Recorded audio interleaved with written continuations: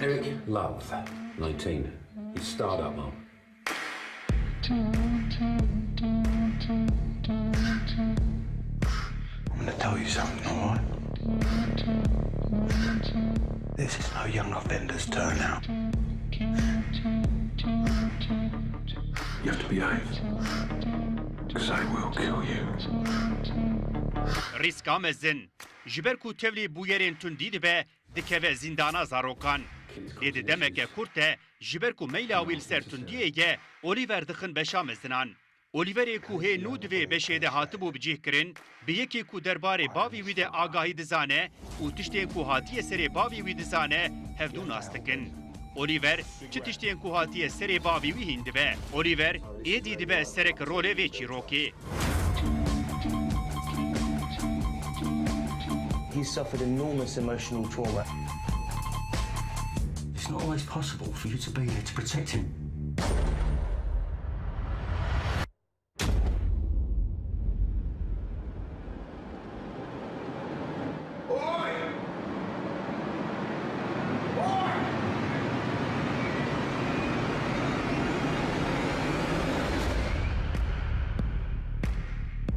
What I am about to tell you sounds crazy.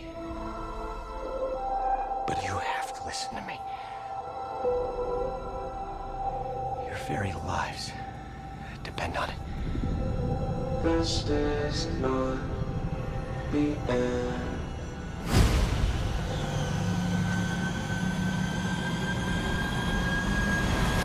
You see, this isn't the first time. Piştî siber rojê. Di demeke nêzik de di pêşvaziya fezayiyek bi navê Mimixê de fezayiyên ku wek gawaran e di encama êrîşekê de dünyayê bi dest dixin. Gelek bajarên mezin xira dikin û bi milyonan mirovan jî li ber mirinê dihêlin. Di dünyayê de to artêş ne digêje leza wan û ne jî digêje hêza çekên wan. Lêbelê artêşên hemû dünyayê li hemberî wan kom dibin û dibin yek. Êdî Siûdeke wan a duyemîn namîne. Kak fermandarekî ku heta niha neketiye tu şerriye. Ev wezîfe ji bo wî wek kuştinekê ye. Kak di nav deqeyekê de tê kuştin. Lê her çoqas ne mümkün be jî ji rojek wek cehennemî şiyar û sax dibe. Dîsa hew dide ku şer bike. Ji ber ku bi fezayan re rast dikeve têkiliyê xwe dixe nav çerxekî demê. Lê her çoqas dizîvire hê bêtir bilez û zîrek dibe. Êdî bi Mimix re dikare serê rake. With what exactly? Winning the war. We can do this. Just come here every day and I'll train you.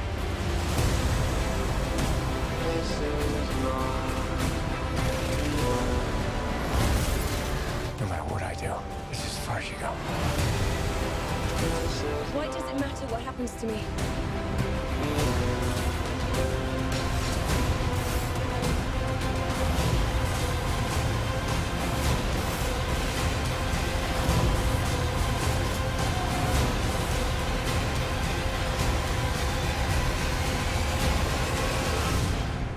I'm not a soldier.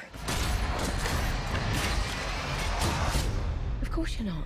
You're a weapon.